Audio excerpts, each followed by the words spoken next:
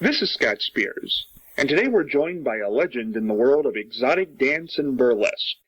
Possibly, what is most enduring about her is that her career has spanned more than 60 years, and at age 86, she still performs occasionally. I am so happy to be joined by Tempest Storm. Tempest, how are you? I'm fine, Scott. How are you? Doing well. So glad to be able to talk to you. I hope everything is going well for you out there in Las Vegas. Yes, so far so good. That's good to hear. I tell you, Tempest, I wanted to start out the interview by talking about your childhood. What was your growing up like? Oh, wow, that would take about a week. Well, I didn't have a very good childhood. I had a stepfather that was very mean to me, and I left home when I was about 14 and worked as a waitress and, on my way up to trying to get to California. I wanted to be a movie star. A young girl's dreams, I guess. Anyway, I got to California.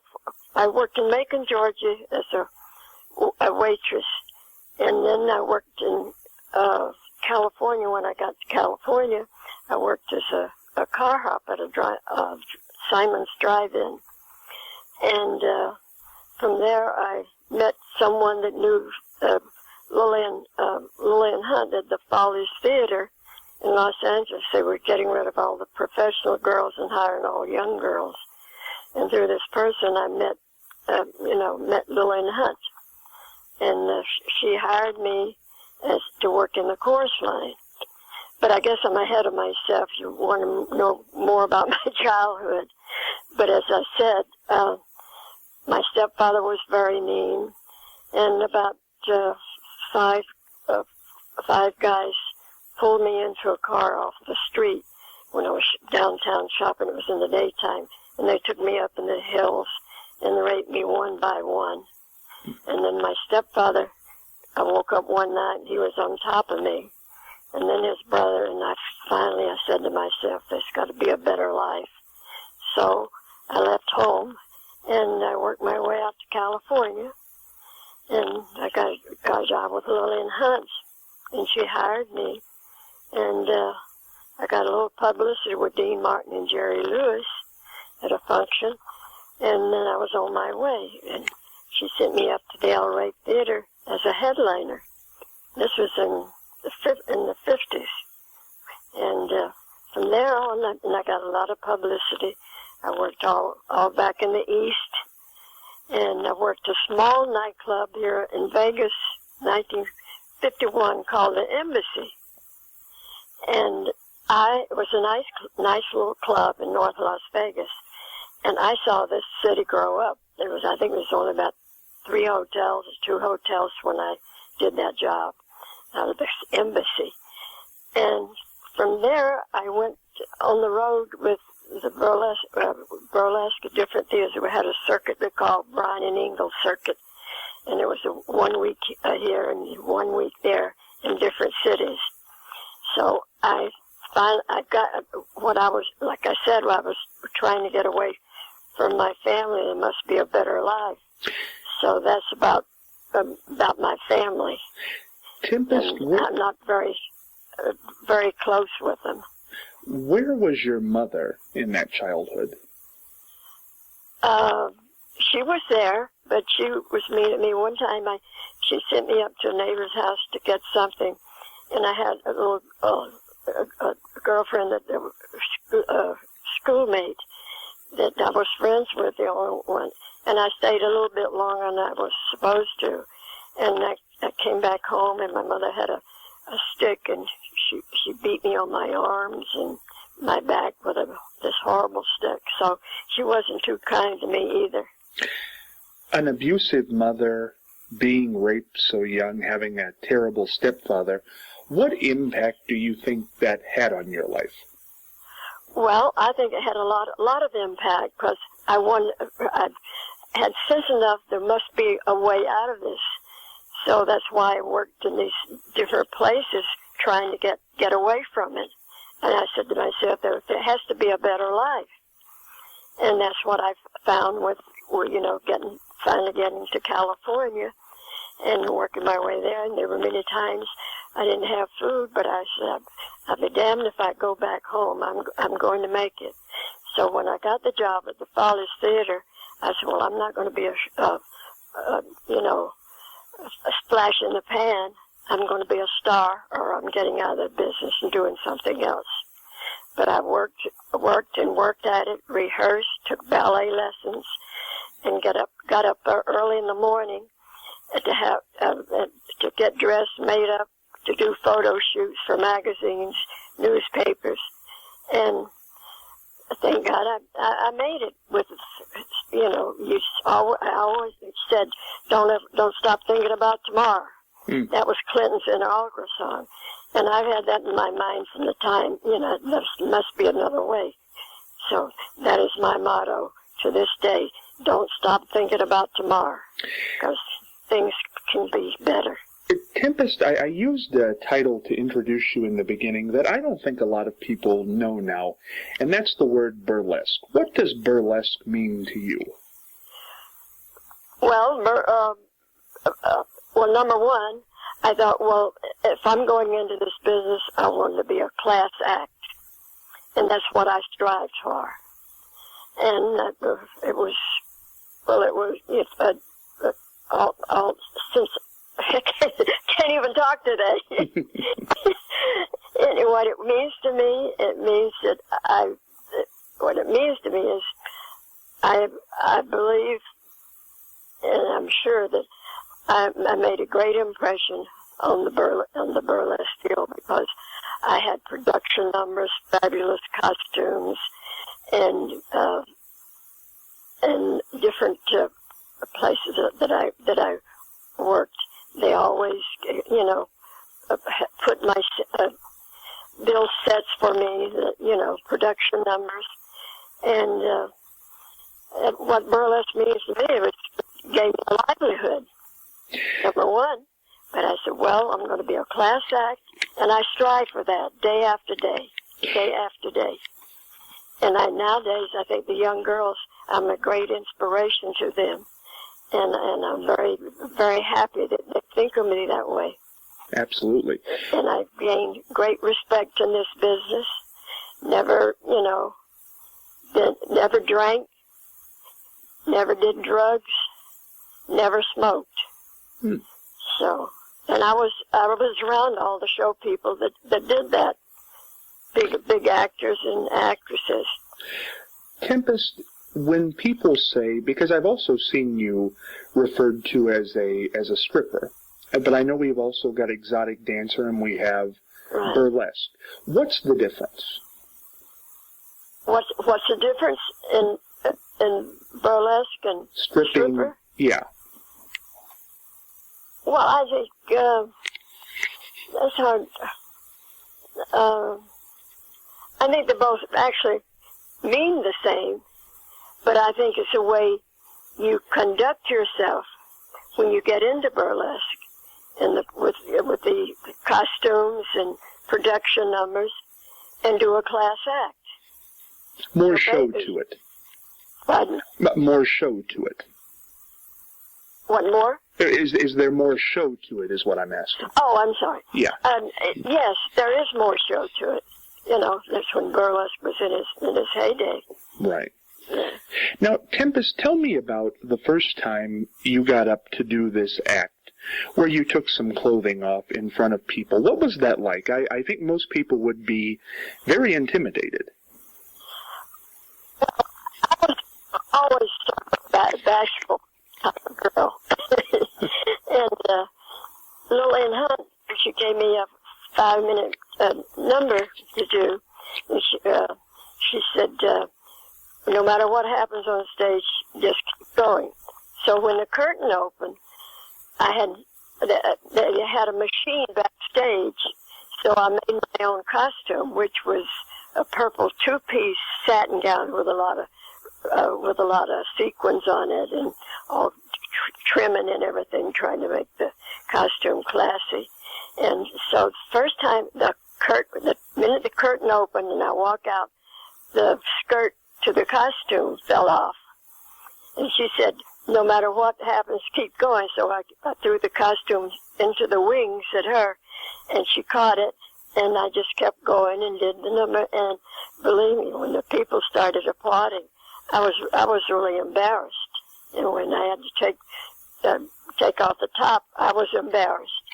I said to myself, I wonder if I can keep doing this, or should I look for another way of making a living? But I made up my mind. I thought it over and over, and I made up my mind. I said, I'm going to make it in this business, or I'm getting out. Why did you decide to stick with it instead of getting out? Well, it was very, money-wise, it was great because I hit the top money is so fast, and I'd never seen that type of money before. I could have, probably gotten out of the business, been a waitress or sales lady in a department store. But I thought I would do this classy, and I would stay in it. A lot of people do pass judgments on this sort of work, and I'm sure you know that. When people pass that judgment or look down on them, how do you respond to that? Well, I don't know. That kind of bothered me in the beginning. The word super, and also I thought example. You can take 10 Hollywood starlets, and they can go with 5 different men in one night. She's still a lady. But an exotic dancer can go with one guy, and she's a hooker. That's what people say. Mm. I've heard them say it, which is disgusting to me, which is not true. Why do you think that is? Why do you think people do look down on that profession? Scott, I don't know. I've tried to figure that out for years. It's an interesting question to pose, I think. But Tempest, I was reading your biography today, and it's very interesting. You did have some relationships with some very famous people over the years, and I think none more famous than Elvis Presley. Right. What was he like, and what was that relationship like? Oh, we had a lot of fun, and he was a real Southern gentleman, and we would have dinner together and talk, and he loved his mother. He was, he didn't want anything to happen to her, which was a shame when she passed away at 42, and he was very into his family. And I met his father one time backstage with one of the hotels where Perry Como was appearing, and I met his father backstage. Being around all those big names in Hollywood at that time, certainly no name bigger than Elvis that I can think of, but who is another big name that you had a relationship with in those days, or throughout your entire career? You're picking at me now. Well, no. I know, I'm kidding. Well, I've walked the line a lot, and I crossed the line a lot. So I don't know. It's I'm trying to figure this one out. Is there a reason you wouldn't want to say the name? No. Well, I had an affair with President Kennedy. Oh. Oh. Oh, yeah. Have you ever said that before? No. That's something.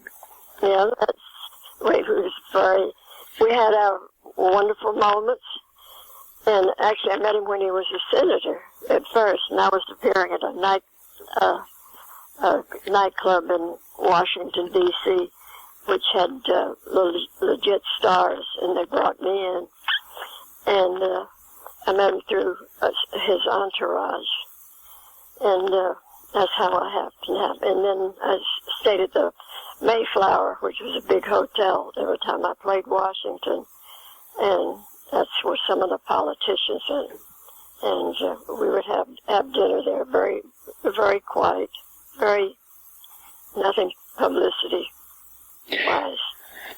We had wonderful moments together. And it was very, very, I admired the man. He was a great president. I wish he was around now to straighten the world out. How long did that relationship go on?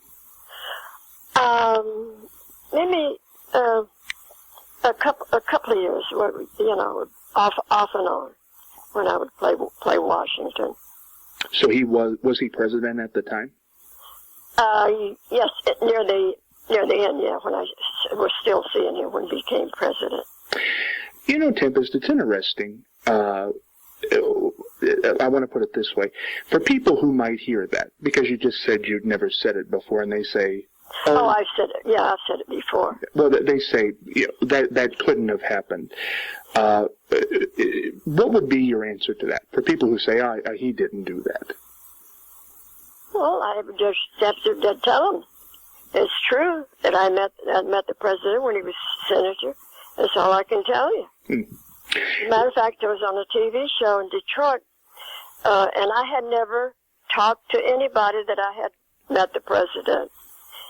And I was doing a TV show in Detroit, and the interview was going along great, and all of a sudden, the interviewer said to me, "I understand you slept with President Kennedy." And it shocked me. And I said, "Would you ask, what was that question?" I was trying to dodge and trying to figure out an answer. So he kept at me and wouldn't let it go.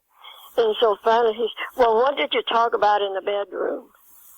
And of course me, I said, "It certainly wasn't politics."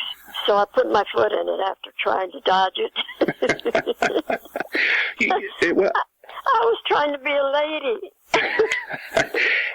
It's an interesting time, Tempest. Obviously, we just passed the 50th anniversary. Well, they did a write-up here on the Norm in the Review Journal. And different people that knew the president, so he did that article on me also. I just wanted to bring up, I didn't get a chance to read that, but do you think that Lee Harvey Oswald was the lone gunman? No. No. Do you have any inkling who might have done it? No, I have no idea, but although he had a good shot, straight shot from where he was. Absolutely. Well, Tempest, I want to move on here. One of the interesting facts about you, I don't know if people know, in the late 1950s, your breasts were insured by Lloyd's of London for $1 million. How does that happen? Lillian Hunt, who taught me the business, she was also ended up being my manager when I went on the road, and she suggested that, and I said, what's the idea of having my breast insured? She said, well, number one, you'll get some publicity. And that was about the only thing I figured out, publicity-wise. Did it generate a lot of publicity at the time? Yes, it did. Yes. How long did that go on? Oh, gosh. I guess until after I left Lillian Hunt. She was my manager, and we had a misunderstanding.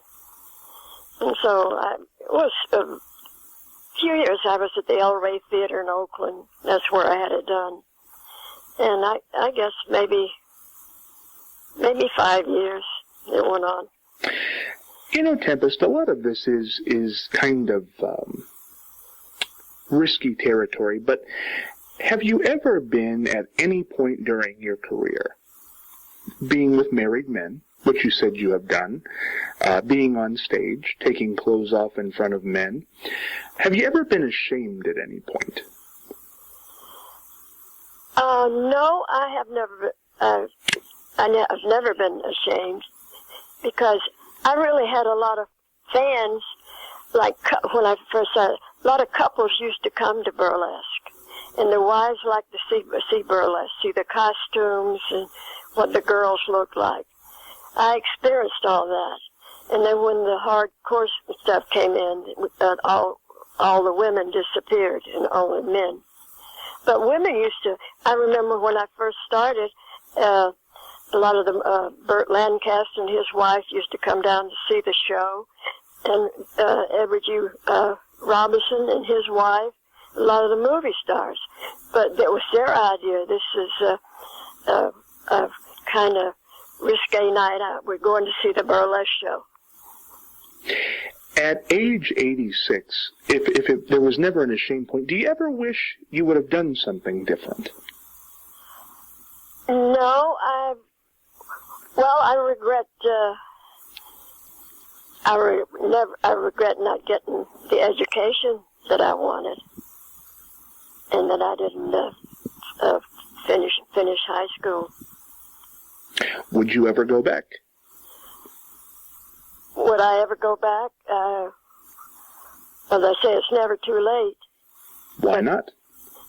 If I had a chance, I probably would. They say you're right. It's never too late. No. Tempest, at age 86, you still are involved in this. Right. Most people retire from normal careers at 65, 70.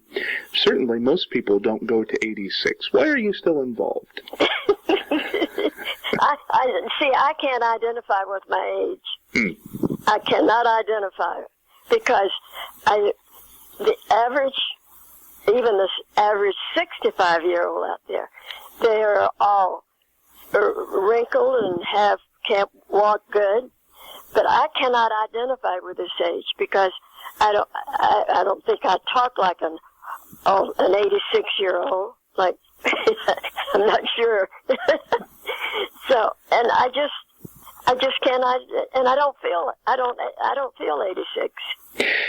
I just don't feel 86. Tell me this, Tempest, 60-year career.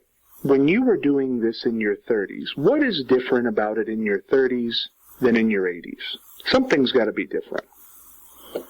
No, I have the beautiful costumes, and what I do now is I make appearances. I was last year I made an appearance at the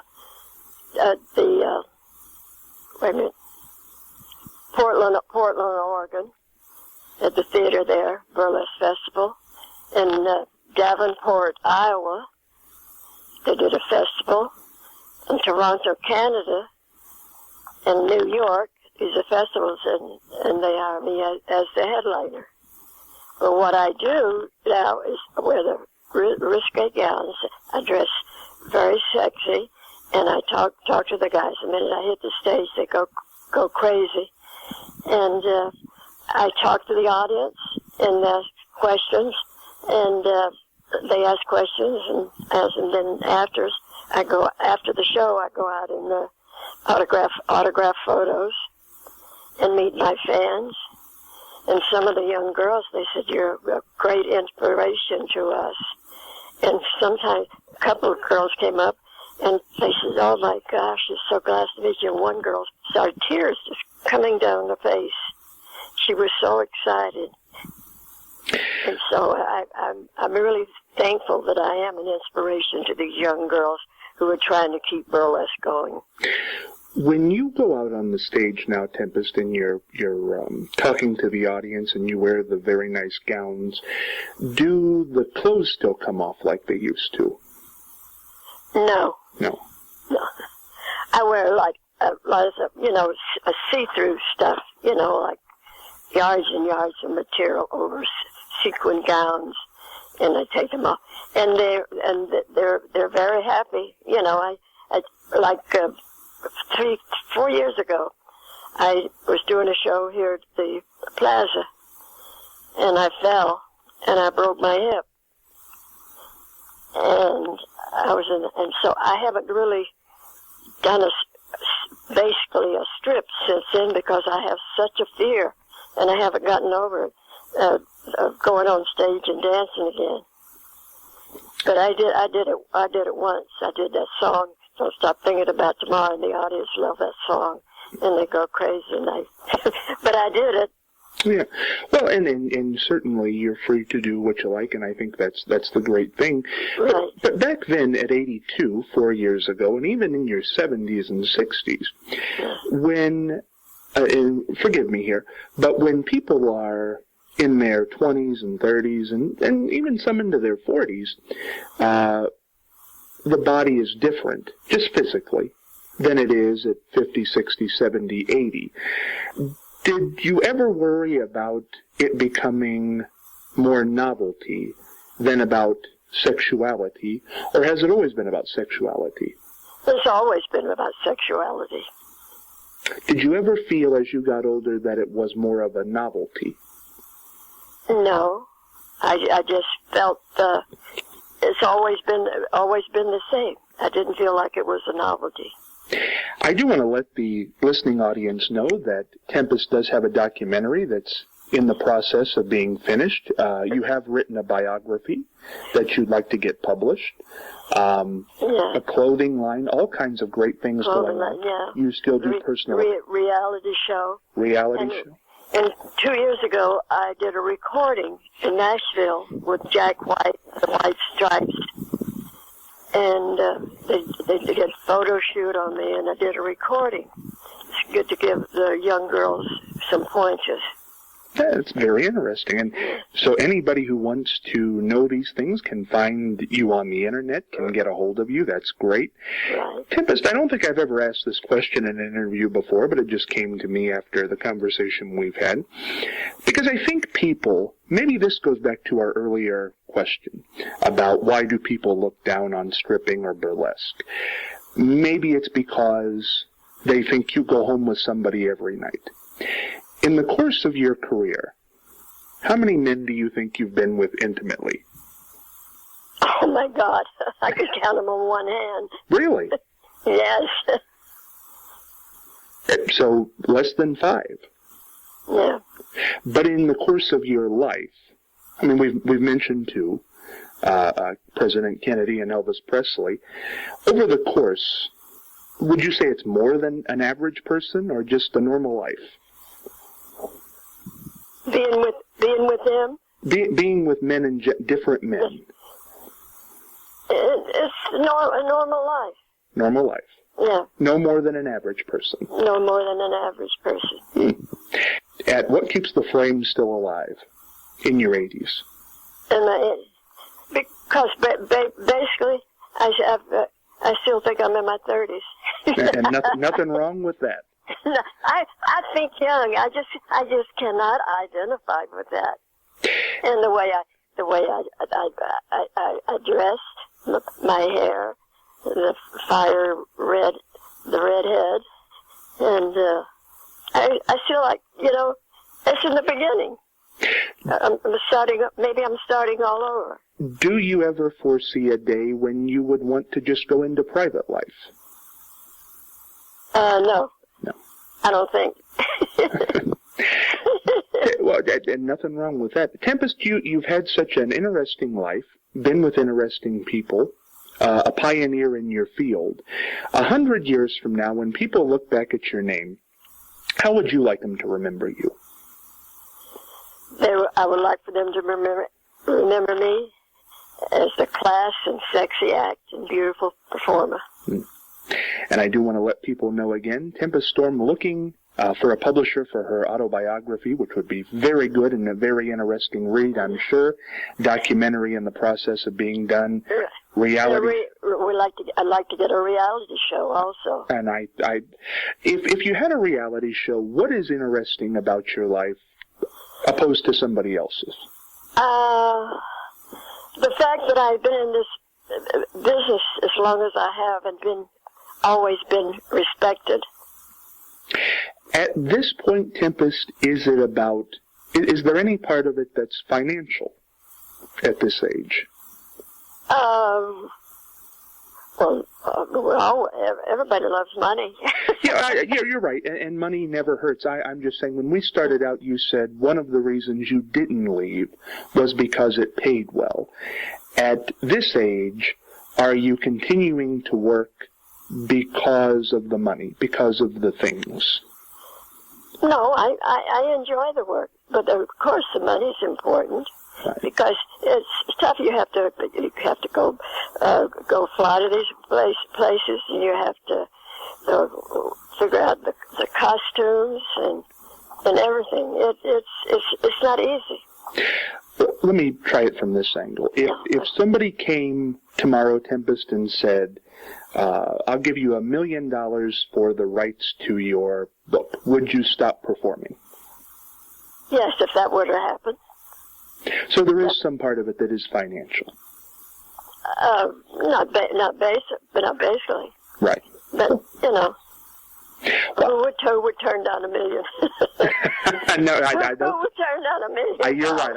I don't think anybody would. I don't think so. Well, I got to tell you, Tempest.